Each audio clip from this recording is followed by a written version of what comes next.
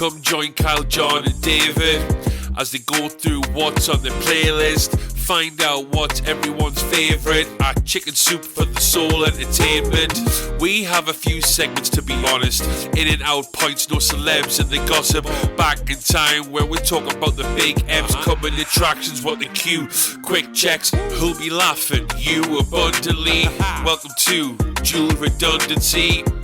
Yes, welcome to Dual Redundancy, the only podcast where you can hear all latest in television, entertainment, news, and too many else with exactly the same opinions. I'm one of those hosts, David Allen, and another one is John Berwick. A third one is Kyle Bridger.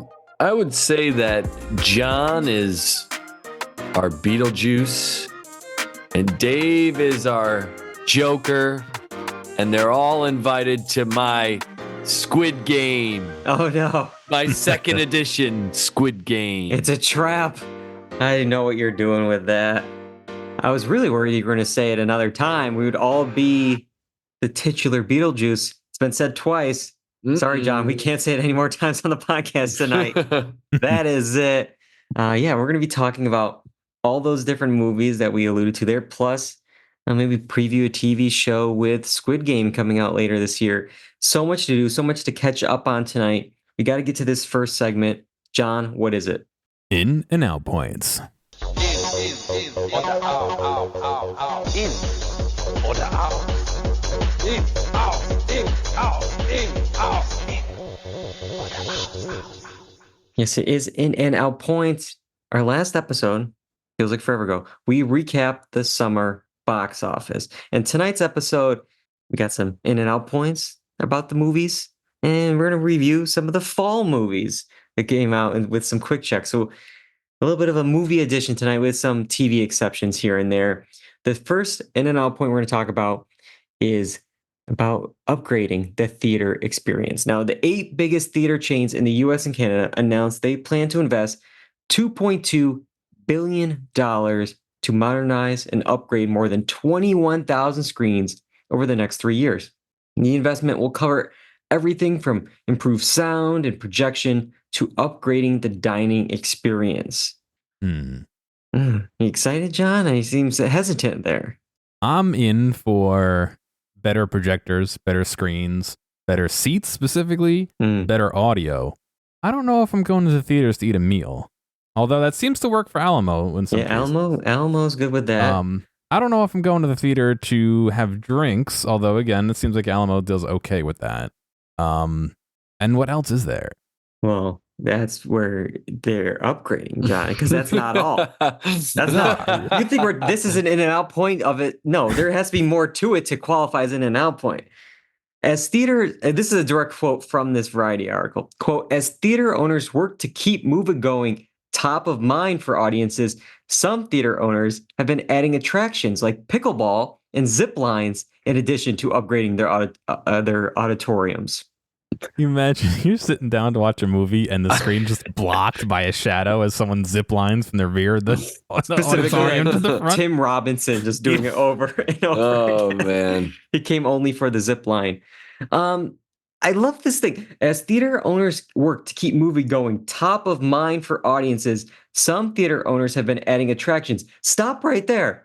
The movie is the attraction. Yeah. The movie is what you're going to. As this meme of Nicole Kidman from Twitter has pointed out, we come to AMC theaters to play pickleball, to go to the zip line, and sometimes watch a movie. Yeah. Like, I get it. You have to make it more of like an experience, but like maybe just make the movie experience better, maybe a little bit cheaper. Because if you're installing all this like zip lines and pickleball and stuff, I'm sure tickets are going to go up. Just if you make it a little bit cheaper for people to go and not have to spend $50 on a large popcorn, it's like, okay, maybe it's worth it. It's just funny that all of the attractions would be for profit that would directly go to the theater rather than anything to do with the movie. You know what I mean? So that's what this headline just reminds me of. It reminds me of how bad the theaters are hurting. It's insane. But I'm agree with John. I would go for all the projection, the sound, all of that. But I think the reality of the ticket prices is it's so high that you have to treat it almost as like a show, as a concert, and that's where the food gets involved. I think that's why it's so much more popular, is because with the price of the ticket, people want to make it a whole evening rather than it just used to be like part of an evening and you'd go to dinner elsewhere, you know? Because if you're already getting a babysitter for 2 hours and some of these movies are 3 hours, you might as well just get them for a half a day and just spend the whole day at the movies, because it's like. But wait, there's AMC daycare, and while you zip line, you can set the kids up at AMC daycare. I'll tell you what, if they wanted to do one theater for children's shows and put some of this in. I saw a picture of this online where there's like a sensory type theater where they have the seats, and then in the front there's kind of like whatever, like a playpen of different, dollhouse and blocks and all this other stuff that, and I don't know if like the lights fully go down, so it's like, the kid can, play a little bit, look up. Like, I don't know exactly. It sounds like chaos, utter chaos, and I would not want that at all. But again, if it's for kids and the adults are going in fully aware that, all right, I'm going to end up watching this movie and the kid's going to play in the jungle gym like they play on their iPads while they watch shows or whatever. Like, I'm guilty of splitting my attention too, but like, that makes sense to me, where you have a children's movie shown and you have that stuff available for children to kind of do what they want while they watch. Yeah, I could see these things being like little extras. It's like, like before the movie, like you get there early, or you don't want to sit through 30 minutes of trailers. That's a whole other conversation. Yeah, you play a game of pickleball or something, just to pass the time before your showtime. But like, I think it's just like fix the experience what it is now. Like, as you said, get better seats, maybe get better food, or, if you're going to charge so much for food, obviously that money is the money that the theaters are able to keep versus the actual movies. But like Seneca_TTV in the chat, it's like $20 for a cocktail at my local Harkins, and it's watered down. And it's like, then again, New York City, that sounds like a bargain here. But yeah, right. Yeah, and for most places, it's like, if you're going to charge me $20 for a large popcorn, don't have it be stale old popcorn. Like, give me something a little extra. Make it at least hot and fresh. Like, come on. Yeah. But, well, speaking of popcorn, AMC Theaters has found, a lot of success with their over-the-top popcorn buckets. And they finally put two things that naturally go together like peanut butter and jelly. I can't believe they haven't thought of this before. Ancient Roman battles and augmented reality. All right, so Gladiator 2 is coming out later this month. So to celebrate, AMC Theaters has a Popcorn AR-ena. AR-ena, get it? AR-ena? Bucket?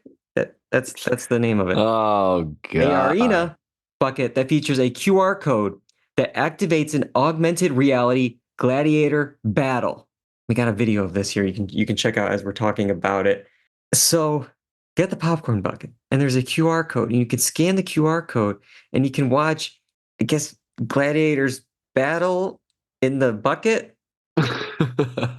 Cool. Yeah, I guess. Will they like jump off the popcorn kernels that are left over down there? That's what I'm getting. Like, in this video, they don't show the popcorn, also, so I don't know. Like, does it have to be flat? Does it have to be an empty bucket? Like, or can the popcorn get involved? Can it be jump on it? You slip on the butter? Like, what's going on with this augmented reality? Yeah. Also, those graphics look like PC 98. Like the way they were moving, it was insane. It probably has to render on a majority of phones, so I'm not surprised. Yeah. But yes, they don't look like that's hilarious. But like, do people need more reasons to have their phones out during movies? No. Like, what are we doing? You know what? Watch the actual gladiator battle on the screen. And in fact, when I was watching this silly idea, I was coming up with a great idea on my own, which I was like, what more could AMC do with their buckets? I want a popcorn launcher, like a t-shirt cannon. I wanted to be able to launch into my mouth. So a little, I don't know, little springboard at the end. Like get it into the mouth. Oh. What's that show at Disney with the 4D where they like spray the air under the seats? What if you just have a little popcorn cannon? Yeah. What if you just have a little popcorn cannon in front of you? You could like, pay $1 in the app and it goes and gives you a good popcorn spritz, and almost like those old bank tubes where it sucked it shoots it out into your mouth. In your seat, and you have it above you, and then you just open your mouth and it rains on you, and then like maybe they squirt the butter at the same time, and it's like a in your face experience. It all just but oh my God. Oh, I don't know. I mean, we're talking about, different things about eating and food and stuff. That leads to the next in and out point. See how they're all connected here? Yeah. Everyone's trying to get in on this sensory experience. But if this is all making you hungry, A24 will add in some dessert to the mix with some blueberry pie, or at the very least, the smell of it. So for this upcoming Hugh Grant horror film Heretic, certain movie theaters will smell like blueberry during a pivotal scene in the film. So I guess some light spoilers ahead, but this was all shown in the trailer. But in the film, there's 2 young missionaries, and they tell Hugh Grant's Mr. Reed character that they're not allowed to enter this house because without another person present, another woman present. And Mr. Reed assures them that, well, his wife's in the kitchen baking a blueberry pie. Well, as the missionaries discuss the importance of, their religion, and Mr. Reed, he goes into the kitchen to check on the pie. Once he's in the other room, the young women spot a blueberry-scented candle. And then they're leading them to the realization that there is no pie, there is no wife. This guy is up to no good. So we got like some like old school like smell-o-vision, I guess. Yeah. You remember, this is a little off topic, but not really. Remember that Rugrats movie with the scratch and sniff cards?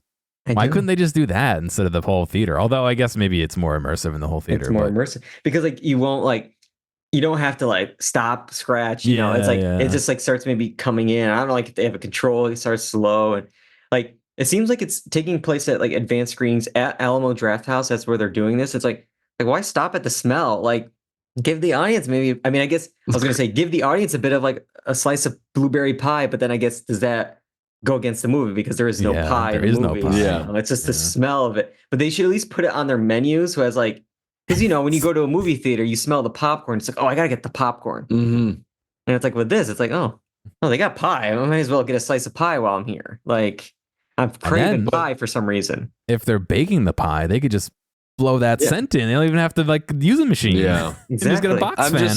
I'm just thinking blueberry pie is like my least favorite. Oh, I love blueberry pie. Really? Oh, great. Yeah. Oh, it's really good. What? We got 2 votes for blueberry pie right here. No. Seneca in the chat. What are you thinking? No. Write in the comments below. See, I love like give me the fruit sugar pies. Whatever, cherry pie. Pies, cobblers, all that. Yeah. No. Dude, you guys are so wrong, man. I don't know. You're so wrong. We'll see. But this just reminds me of Dave, when we went and saw A24's Hereditary, right? That's A24, right?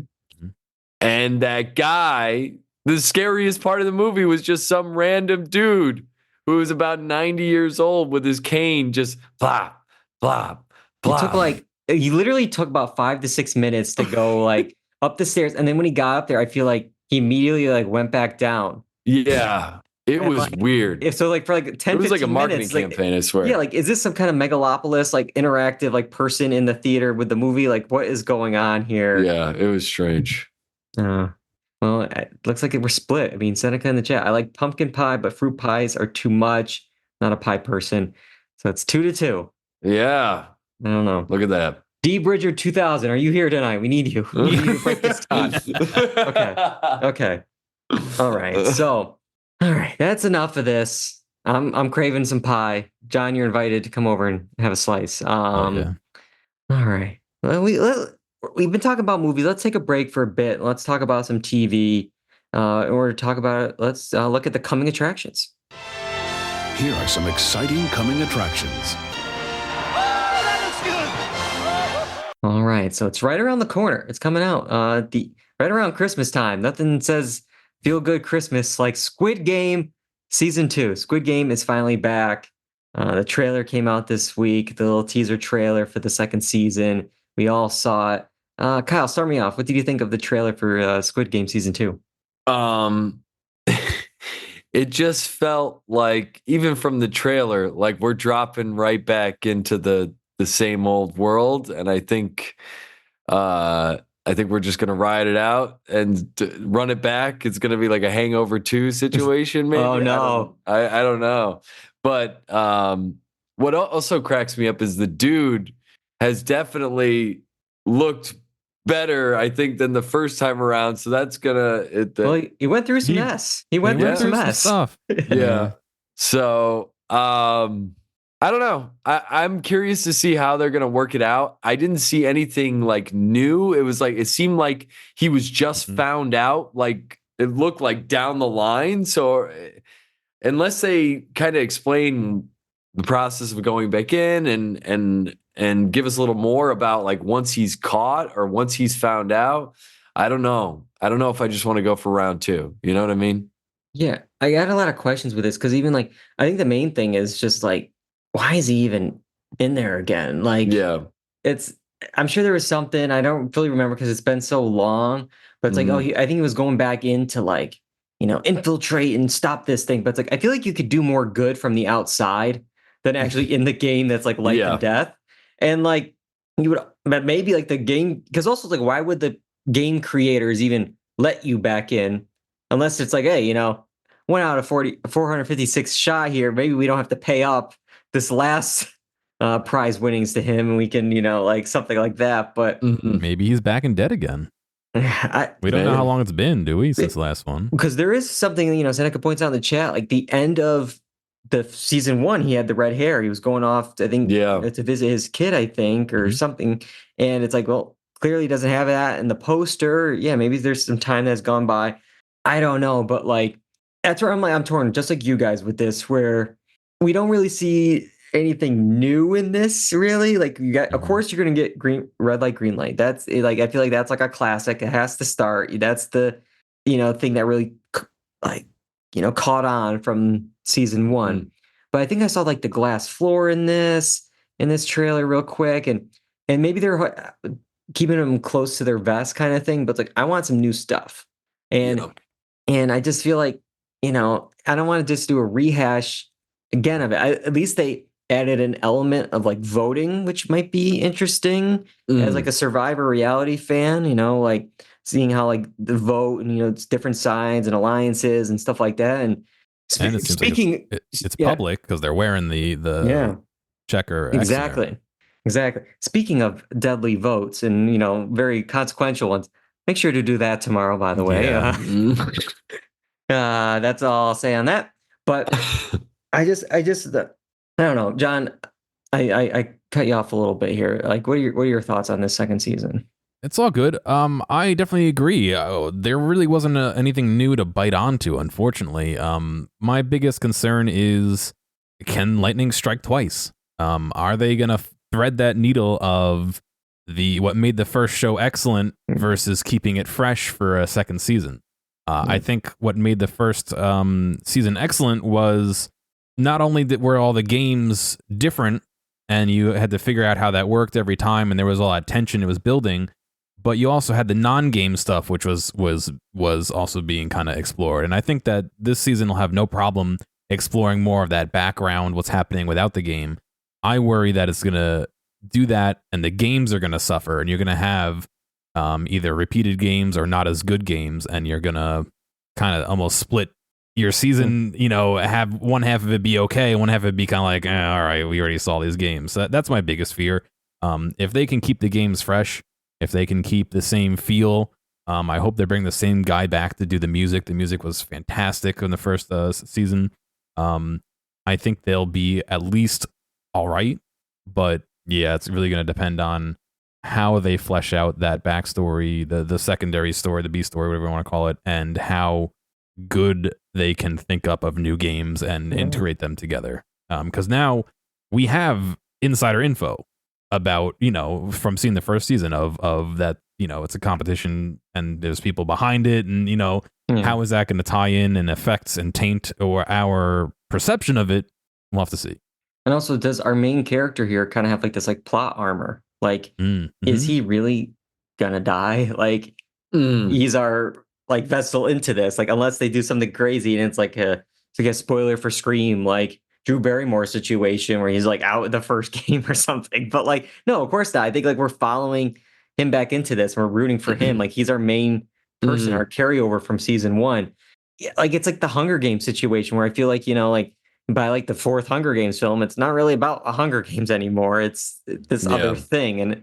And it's like, it's tough because like I feel for the creator because like, I don't know the full workings of the deal or whatever, but it's like most things, like he probably sold this to Netflix like season 1 or like, and like he got paid, up front like they always do. No one knew that this was going to be a global phenomenon.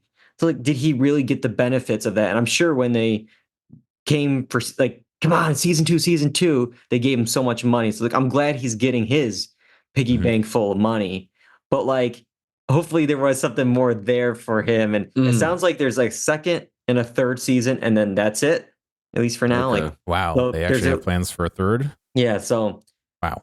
There's something maybe going on with that. But yeah, I just need something different. And it was interesting because like I watched the reality version of this, like the reality competition show of Squid Game that they did. And they had a lot of the same games, but they had some other interesting things. They had some voting. They had some they like, I think one of the games that they feasibly couldn't do in this was like they did like a battleship type thing, like the battleship game and stuff like that. So there's a lot of options, I think, to really expand this game and world and stuff like that. But I don't know. The really interesting thing we can talk about briefly is season 2 is not the only bit of Squid Game in development at Netflix. Sources are telling Deadline that there's a new English language Squid Game series in the work, with David Fincher coming in to direct it. This is where it's like, I'm really torn on this one. Yeah. Why though? Exactly. First, that's the main question. Yeah. Money. What do you mean why? It's obvious. Money. But I mean, I guess, isn't like one of the games in there? Well, I guess the whole thing is specific to that. We were the bad guys in the rich guys in robes or whatever was America. Yeah. So, but I mean, in terms of the games, like, could it be more relatable to like an English audience? Like they create games that are more, known amongst the Operation board game. Yeah. I don't know. But why? Why? Yeah, I guess John answered my question. It's all money. I just don't understand why. I guess the biggest question for me with this is it a reboot, or is it like, with a lot of these reality shows, there's, Survivor USA, the one we've been watching for 40 seasons. Yeah. There's also Australian Survivor. There's also Survivor in this country. It's like, is this to expand this world? Is there a Squid Game that's taking place in America? And then is there going to be like an all-star version or something, season 3, like with all the different countries coming together? I don't know what it is, but like, it's like, I don't want the reboot. I don't want red light, green light, the cookie, the this, the that, like the same exact story we got for season 1, because season 1 was great. I don't need to do it again. And I think millions and millions of people who watched Squid Game really enjoyed Squid Game. We don't need to do it again, just in English. Like it doesn't, I don't know. But then again, I love David Fincher. So. Yeah, I mean, I love David Fincher too. I'm curious what like he likes about it so much that he feels like he's got to get into this. This just feels like What is he adding? Yeah.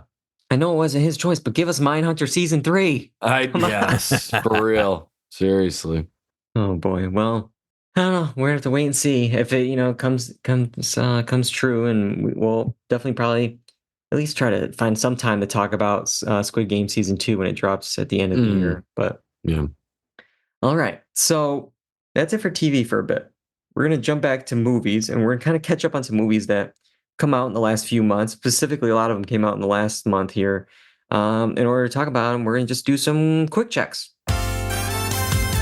Quick check. All right, here we go. We've been teasing it for a while, and here we go. John, you watched Joker Folie. I did. This is going to be a little weird. Hopefully you'll stick with me, because I think that there's 2 levels to this. All right. So first off, watched it. It was on the surface okay. Some of the singing and the dancing was a little cringy at times. Some of it was a little boring. You kind of watch it, you get through it, and you're like, all right, that's what it is. But like an ogre, yeah. After reading some stuff online and seeing what people have been saying about it and mulling it over, I kind of get what they're trying to do, and it relates to the first movie in a way. So if you'll put on your hypothesis cap and give me 2 minutes to think about this. So the first movie, I think, was about how like society isn't really supporting him and they're failing him. But I think the public perception in our world was that, oh, he's turning bad. Yeah, let's go do it. Like, we want to see it. And I think the second movie is a commentary on that. And again, this is a theory I was reading online. It's not all me, and how Lady Gaga's character is the public, and they want to see him be this Joker and kind of go on this, rampage and turn bad, and how he, spoilers, I guess, for the show, how he in the end realizes he's not the Joker.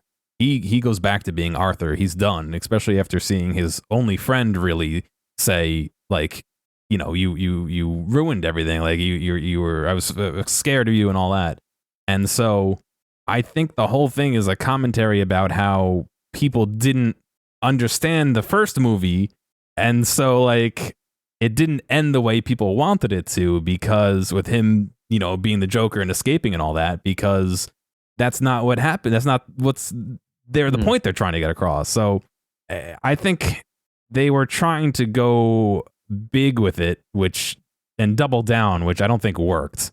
And I think that's why a lot of people didn't like it. Like I said, after reading a couple of those reviews of what people think, I kind of get it, but I don't think it achieved what it wanted to do effectively. It makes sense? That makes sense. It's interesting because there's definitely a podcast episode where we talked about this. I remember not liking the first one almost because of that. Like, and so it's like, and for this movie, when I saw the trailer for this second movie, I was like, you know what? I didn't care for the first one. It left a bad taste in my mouth because of everything you kind of just said, John. But like this second one, they're trying something here. The musical aspect, all right, like they're doing something different. This isn't just Taxi Driver with the Joker. Like you're doing something different in this film. All right, I'm on board. And then the reviews started coming in, and it was just like, from critics, from fans, like I think I saw both on Rotten Tomatoes. They're both solid 32 for both.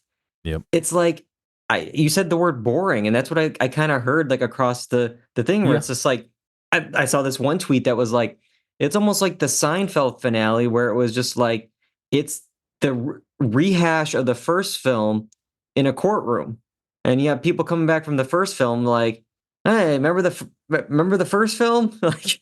It's like, okay, but you're making a courtroom drama of the. It's like, what are we doing?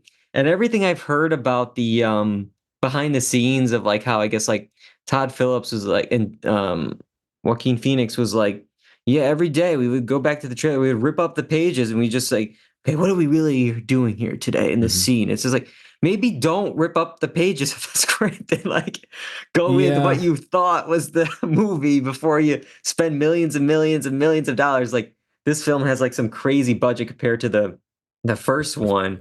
And like, it's not going to, it's been out for over a month, and it's going to go down not only as one of the biggest bombs of 2024, but like one of the biggest like in cinema history, because like the original 2019 made over $1 billion worldwide, which is wild for any, film, but a $55 million R-rated film. That's insane. So reports say, okay, this film needs about $450 million to break even because of the budget and marketing and all that stuff. But pretty much $500 million to break even. And after a month domestically, it is around $60 million. I don't even think that was the opening weekend of the first film. Yeah. $200 million worldwide. And in its second weekend, it had a record-breaking drop of 81%. Like this thing was like dead on arrival, and I think it's like the critics didn't like it, the fans didn't like it. It's like who was this movie made for? And I don't disagree with any of that. I don't think that they really effectively got that point across, if that's what they were trying to do. I think, and I've mentioned this before, especially before we even saw this. this either needed to be original music that they composed and all that together that really fit, or needed to not be a musical at all. And they kind of failed on both of those. And I just think it's crazy that, and I haven't listened to it, but Lady Gaga put out a companion album that she wrote and sung and all that, but it's not in the movie. It's just a companion album that does something with it. Again, I don't know if that could have fit in the movie. I'm not saying that it should have been, but like, if she's writing stuff, why not make it original music? Like they had to play a lot of this music, or I guess get originals, because they're singing. It's not like, I mean, it's a mix of them singing and the original in some cases, but like, you're doing all that work anyway.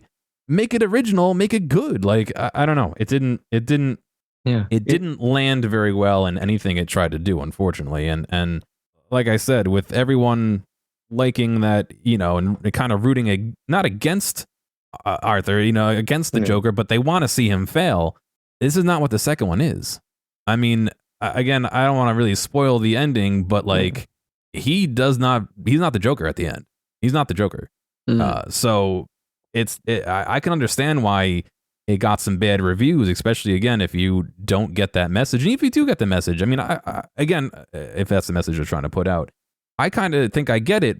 I don't think it was really all that great. You know, it was all right. A little too much thinking for what I kind of was expecting out of a Joker movie, you know? Yeah, it's almost like a little bait and switch. It's just like, yeah, as you said, you hired Lady Gaga. Yeah. She's an Oscar and Grammy award-winning songwriter. She didn't write any songs that were in the movie? Come on. I know, it's crazy. What are you doing here? That is crazy. I don't know. Yeah. But, all right, well, so John, it sounds very mixed. You recommend watching this, wait for streaming, like what? I think if you enjoyed the first one because of his fall into the Joker and was rooting for him to get deeper, I wouldn't see this. I would accept the first one as it is and not bother with this. If you are okay with the idea that the message in the first one is not, oh yeah, he's become the Joker, and more society failed him, maybe give it a shot. But again, even ignoring the whole message thing, the singing and dancing was executed all right, but it doesn't cohese into something where I was sitting there being like, oh yes, great, you know. So it's a no to maybe for me to recommend. All right. Well, let's move to Kyle. Kyle, you got a movie that is streaming. I believe it's on Max. Yeah. I saw it too, but I'm going to let you take this one. What do you got? Trapped. Yeah, it's a Trap. M. Night Shyamalan comes back to treat us with to me, I did not like this movie. Just a night of bad movies. No. It's still entertaining. I will say this. It is very entertaining, and I was down with this idea. They're at a concert venue, and heavy police presence is noticed. This father brings his daughter to this concert, and they're trying to find this. We find out they're trying to find this serial killer, and he's at this concert based on a profiler. You know, a profiler basically came up with the profile for him, and he would be at this concert because you know, whatever. We find out later why. Anyways, I'm all down with the concert. I'm all down with this idea that they're trying to get this guy in the concert. It's suspenseful in there. We get out of the concert and it's a mess to me. But so I didn't like it from there. Also, I didn't particularly like anybody's performance, and I like Josh Hartnett. And I just thought it was just like he was trying to do his sociopathic thing, but it wasn't. It didn't work. It did not work. A sociopath would not act like a sociopath wouldn't even like their daughter. It just was all mixed. It did not work. All right. The lighting was really bad at times, especially in the house scene with the superstar there. Yeah. And some of the writing was terrible too. Spoiler alert, Josh Hartnett is the serial killer. Yes. Okay. And he finds out that the police are there for him essentially because this convenience worker is like, hey, over here, let me tell you about it. It just seems it was so bad, dude.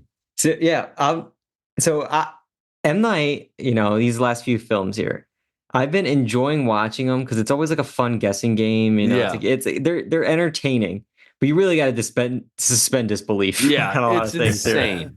And the fact that this idea would even exist is insane. Like John, like this, like pretty much they figured out there's like this ticket stub that was left at one of like the crime scenes. So they figured out like, okay, he's going to be at this concert. So this entire concert is a trap for the butcher, which is Josh Hartnett's character.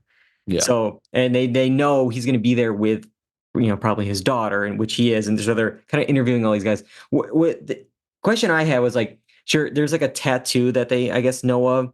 But I feel like over the walkie, because he ends up getting the walkie at one point. Yeah. They also feel like they had other profiles and other details that wasn't him. He's like, oh, he's a redheaded old guy, like, or he could be this, or he could be this. And it's like, so like, what would happen? Maybe I misread that scene, or like I was zoning out or whatever. Like, what would actually happen when they question Josh Hartnett? Would be like, hey, are you the butcher? Yeah. Like, because I'm sure like he at one point he gets a bracelet, so it makes it hard to see the tattoo. But it's like, I feel like he could have just burnt, like this guy does crazy stuff throughout the movie. Oh, I burned my hand. He, actually burns it with some of the cooking oil or something. Like I could see something like that. Like what would have the police have said? Like, is it you? Oh no, it's not. Okay, like you can go. It's like, what was the question in this trap that would have gotten him? Like I don't know what it would have been, but like they call him like this like great liar throughout the film, and as you said, like. Was he? Like the kid wasn't even buying some of this, like, this attitude, and like, is there like, Dad, is something wrong? Like, what's going on here? Like, he could suss it out. But at the end, I guess, a quick spoiler at the very end, like the mom, Alison Pill, wants to be left alone after all of it, even without her children. But it's like, was this just like another trap, and like the kettle was like the signal to get them to come back? Because like, if so, the dialogue was just a trick to us, because it's like, it's the profiler and the mom in the room. Yeah. When he like, who's this for? It's just, I don't know. There's a lot of stuff yet. Like, I don't know. Like, I had a lot of fun watching it. There's some moments that are suspenseful, but there's like, it's a serial killer movie where like nobody really dies. And it's like, I felt like a bit like cheap, where it's kind of like, I really thought after a certain point, like when they're at the house and Lady Raven locked herself in the bathroom and he's yelling outside the door, and then it got quiet. I really thought we're going to open the door and the family would be dead. Yeah. Yeah. But no, they're not. And they're around later. It's just like, it just felt like, you're not committing to the bit. Like, you're not going full crazy. We haven't seen the butcher. Butcher. But I did not. It was still entertaining. I will say I was entertained by it, but it was not good. I can't say it was good. Yeah. And I think if you're going into an M. Night Shyamalan movie, that's kind of the expectation at this point. It might not always be the best. I think I also wanted more from like because my wife didn't know the pitch of the movie. So going into it, it's like, what's that on his phone? Like, what's going on? Like, there was like some stuff like leading into it where it's like, oh, that's exciting. But like for me to know, that's like, oh, it's a serial killer, and this whole concert's a trap to get him. It's like that kind of like ruined a little bit of it, but that was the pitch. That was the trailer. And then, as you said, kind of like once we leave the concert, like halfway through the film, it's like, oh, like, now what? Where are we going? Yeah. It just felt like we're really, I think it would have been better if we stayed at like the concert maybe or something. Well, it was definitely just more suspenseful, and there was, and then after that, it was just like, okay, it's like just like, how can we one up ourselves until he's eventually caught? It just did not work. Yeah. But all right, well, I would still say, like, if you're, I mean, of the two so far, I think check out Trap. I mean, it's streaming, it's free. Yeah. But one movie I liked, and it's completely different from these two movies, is We Live in Time. Came out last month. It's a rom-com drama from Academy Award nominated director John Crowley, who who recently did Brooklyn. It stars Florence Pugh and Andrew Garfield. For me, like, what sets this film apart from like the rom-com, structure of it all is this actually uses some kind of like non-linear storytelling. Hence the We Live in Time jumps around a little bit, which I honestly think they could probably done a little bit more of, especially since our main characters, for various reasons, are in and out of hospitals. It's like, oh, sometimes it's comedic reasons, sad, joyful. It's like, I think you could have like mixed around some of those things a bit more, because you have this kind of conceit of it jumping around in time, and I think you could do that a bit more than you did, but that adds a little bit more to the classic rom-com structure. But what really the film owes a lot to is Garfield and Florence Pugh. It's just, they really lift up the script and like knock it out. It's like you really buy their chemistry, and it points the conflicts between the two, and both are really fearless actors, but specifically like in these parts. And not to compare myself to two of the most attractive and successful actors working in Hollywood, but when my wife and I saw this, we related a lot to this young couple and some of the like life events that they are beginning to experience. So it's kind of like a bit of an emotional journey of both of us watching it. So maybe that influenced me a little bit too, of where these characters are in life, in their relationship, and what's maybe next for them. So I don't know. It's also not just a rom-com. It has parts of like a sports movie a little bit, with Florence Pugh's character competing in like this cooking competition. So you got a little bit of that as well. But really, it's the chemistry between these two that really is electric. But yeah, that's We Live in Time. Any questions after my TED Talk here? No, but I mean, you gave a great review of it, and also, I mean, when it comes to this type of movie, their chemistry better be electric. That's what's selling this bad boy. Yeah, I mean, with the two, either like I think Andrew Garfield against a paper bag, or Florence Pugh, vice versa. I think either one of them could probably make it work. So when you put two of them together, it just sparks. It's gonna happen. Yeah. But yeah.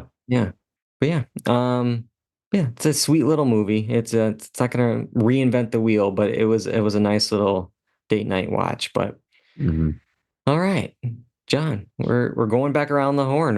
What do you got? All right, I got Beetlejuice, or I say two, but so this is the sequel to the original. How many years later, I don't even know, because I don't know when that first one came out. But I guess I'm gonna split it into the good and the bad for this one. Okay. The good, they did a lot of practical effects, akin to the first movie. I thought that was great. I kind of don't get why more people don't do practical effects. I mean, I do know, because it's money, but it would be nice to see more practical effects done these days. And I mean, you can see the sandworm comes back, and I think it's done almost in the same style as they originally did. There's a lot of practical effects with, Oh, that was my Dune. Yeah. Sorry, I had to jump in. Is it that sandworm? It's WB. I made the same joke while I was watching it. Sorry, I interrupted. It's all good. Yeah. All the people in the afterlife with their various causes of death, a lot of that was done practically. It was very well done. The music was great. I think they really did a good job with that. I think Michael Keaton's performance was very nice. I enjoyed that. It's very, very it hand shook well with the first one, so it wasn't like it was different. I mean, obviously it's the same, same person, but all that. The bad things, I didn't get super invested in the story. I think some of the characters, like the now grandmother, I guess, or the fiance, were just kind of like, they're supposed to be like bad people, not evil, but just like a bad person, and they were just more annoying than anything, to be honest. The plot was okay, but it felt pretty short. It felt like they had to kind of set up a lot to get to it, and then once we got to it, it was just kind of like done in like 20-30 minutes. Like, I mean, obviously it's a movie, so you're limited, but like it just felt like there was a lot of setup, and then it was just like, ooh, we're going to the end. And I guess the whole thing, it was all right. I don't know if I would really recommend it unless you absolutely love the first one. it probably makes a good companion if you watch the first one every year for Halloween and maybe see this once and be like, all right, well, I'm glad I saw it and I'll stick to the first one from now on. You know, I think I watched it with somebody. I think after we were done, I said it gets a meh plus out of 10. You know what I mean? So it was just like, all right, it was okay. Yeah, no, I mean, I've heard similar things, but like one of the main things people love about this, is the practical effects of it all, like how it feels real, and it adds so much to it because they could have really gone nuts with the CGI, with underworld and all of Beetlejuice's things going on. Like it could have been really over the top. So thankfully, I mean, look at the Willy Wonka that Tim Burton did direct. Like it's just. So that's good. And you never know with these like legacy sequels being, like the Dumb and Dumber 2 and like the Anchorman 2 and Zoolander 2, all these ones that are like, there's lightning in the bottle. It's like, okay, let's do it again 20, 30 years later. It just doesn't usually translate. But yeah, I mean, there's seemingly things to like about this. I enjoy Beetlejuice when I do see it. It's not like one of my favorites, but it seems to have connected really well. Like with a lot of folks, this was the WB sequel that actually has been a box office success for them this fall. But yeah, it's one of those things where it's like, it's on my list, and when it comes to streaming, I'll probably put it on. But like, I'm not rushing out for this one. Are you a Beetlejuice fan, Kyle? I just saw the first one maybe 5 years ago, and I actually really, really enjoyed it then. Yeah.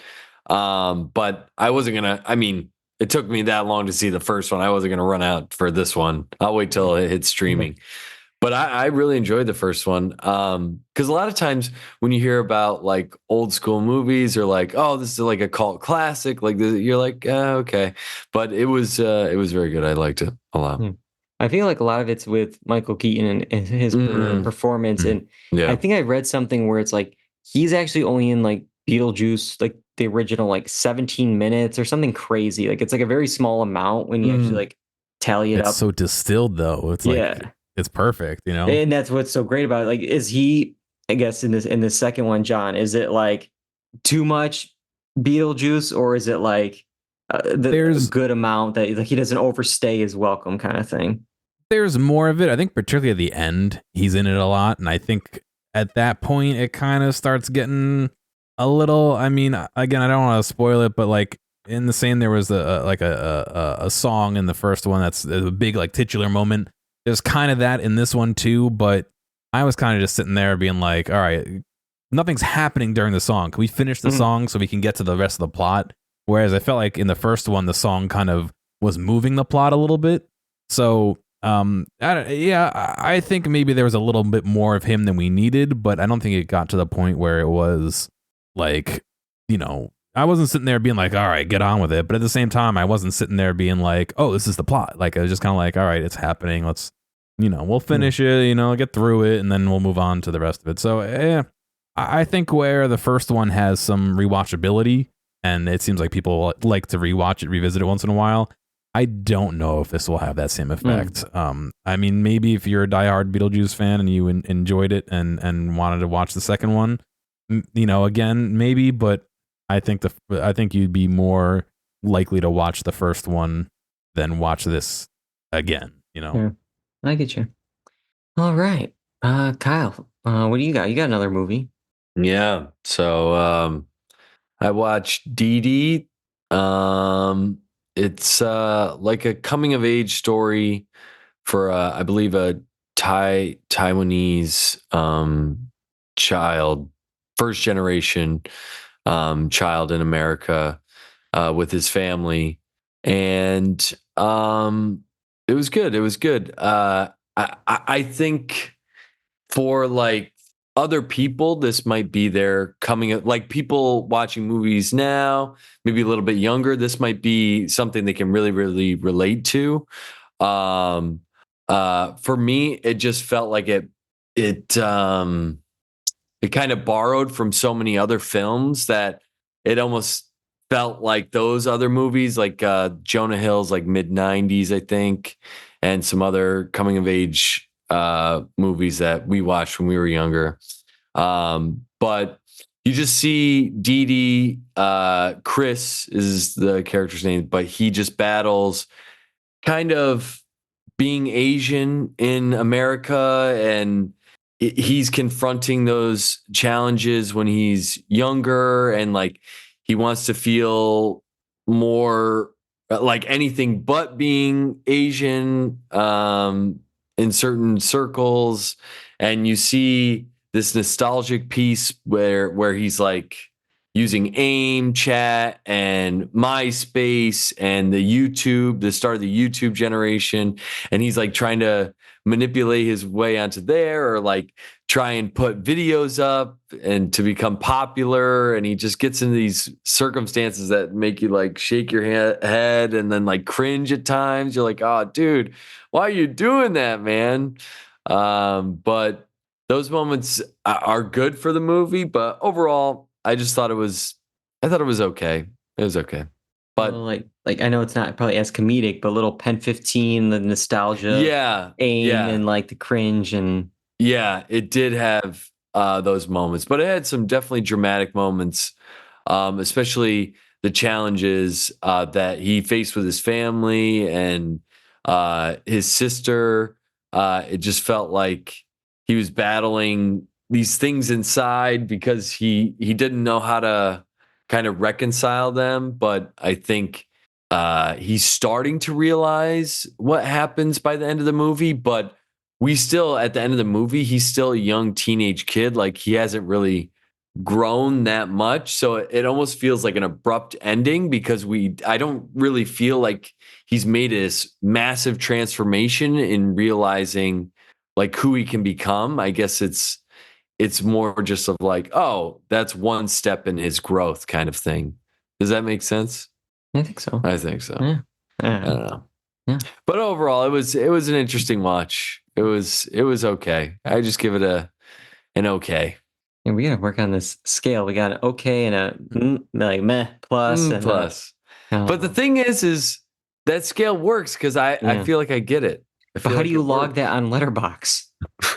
They It's don't different have for everybody. Okay. It was like a 3, I think. Okay.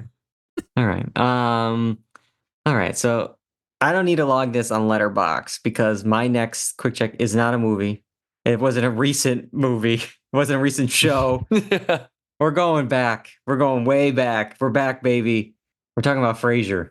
I feel like we need the stinger. Oh baby, I hear them blues are calling. Toast salads and scrambled egg. Mercy. Seem a bit confused, but maybe this show I really enjoy.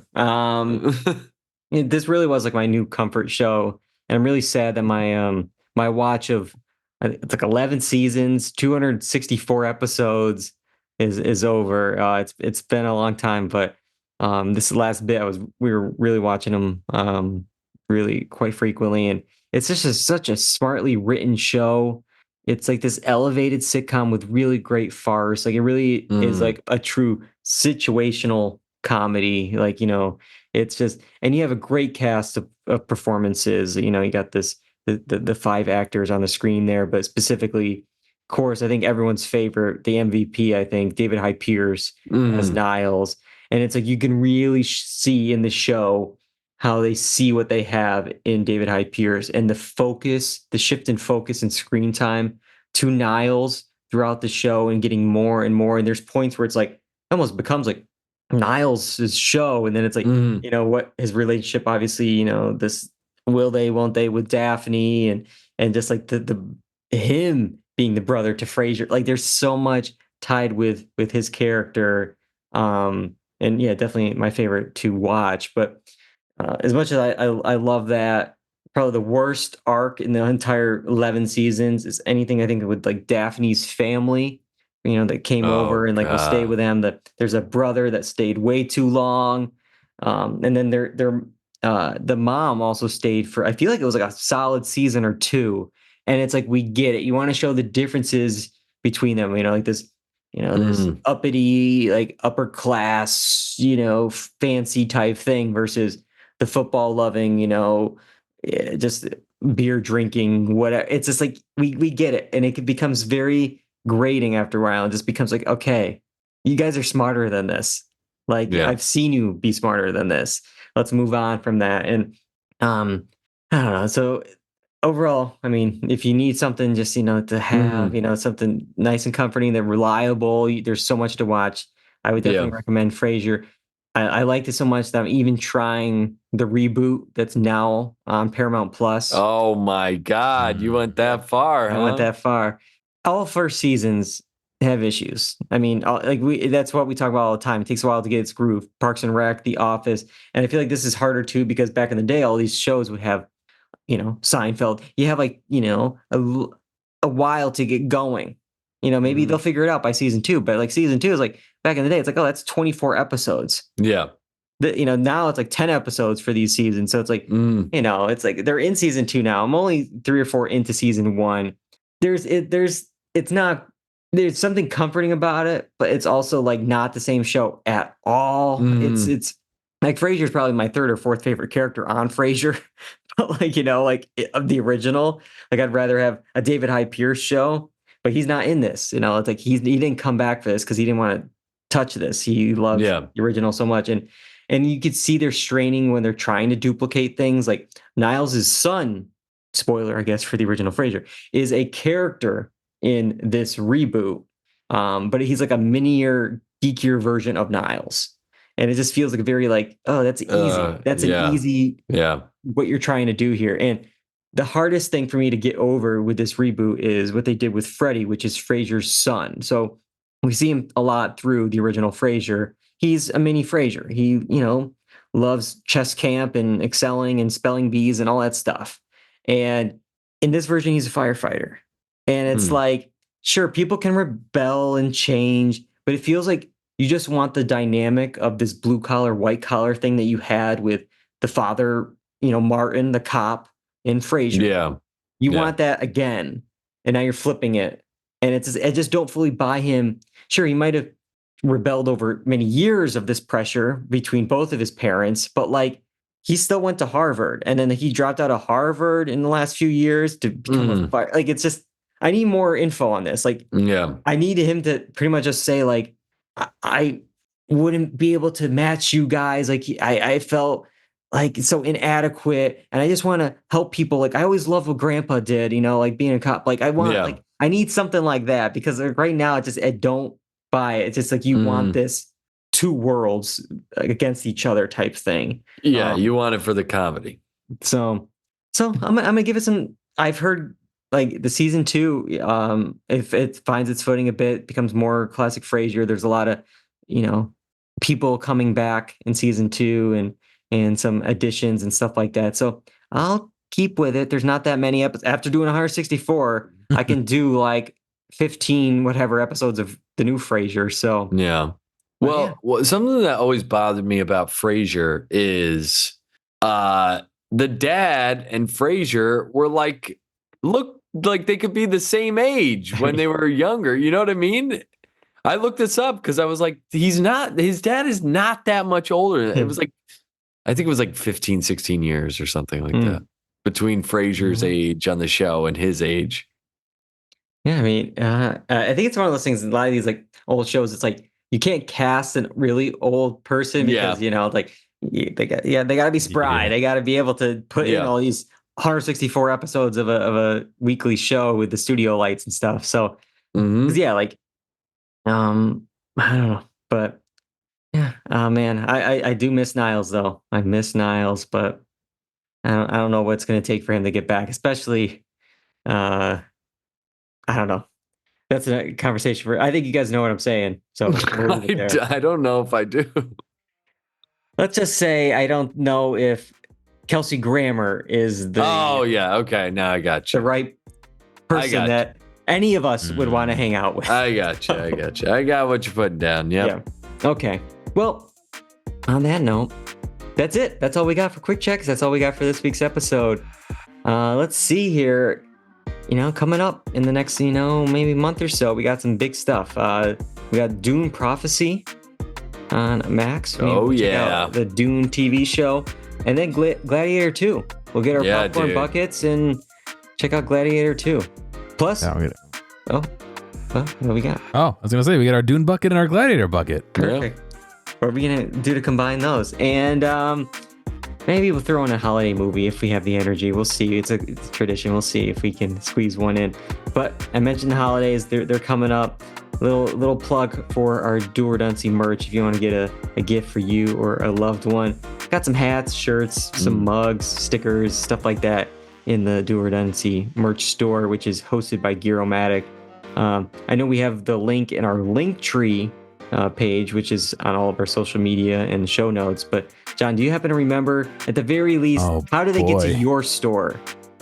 And then I think they find it through there. Let me hang on. All right. I think I remember the URL. While you're doing that, I will plug. Make sure you're watching YouTube, Apple Podcasts, Spotify, the blog, doorduncy.com, twitch.tv/doorduncy. We're live there. We got some great chatters tonight. Seneca_TTV. I thought We're Duckies in there as well. We stream live on both YouTube and Twitch, so definitely check that out. John, where's the link? I did remember. It's bit.ly/DR merch, but all capitals. Yeah, the DR merch is all capitals. And make sure you're following us on Twitter, Instagram, and on TikTok. I'm sure I'll tweet out the link at some point as well. That's it. That's all we got. I want to thank both you guys for joining us tonight. I don't know why I'm saying it like that. You're always joining us. I'm out of it. It's been a long show and a little rusty as well. But I got to thank both you guys for doing the show tonight, watching what you did, John, directing the show, getting it up on Apple Podcasts and on YouTube. I couldn't do it without you guys. Yeah. All right. Until next time, I'm David Allen. I'm Jeff Burke. And I'm Cobrager. And that's all we got for Do or Duncy. Goodbye, everybody.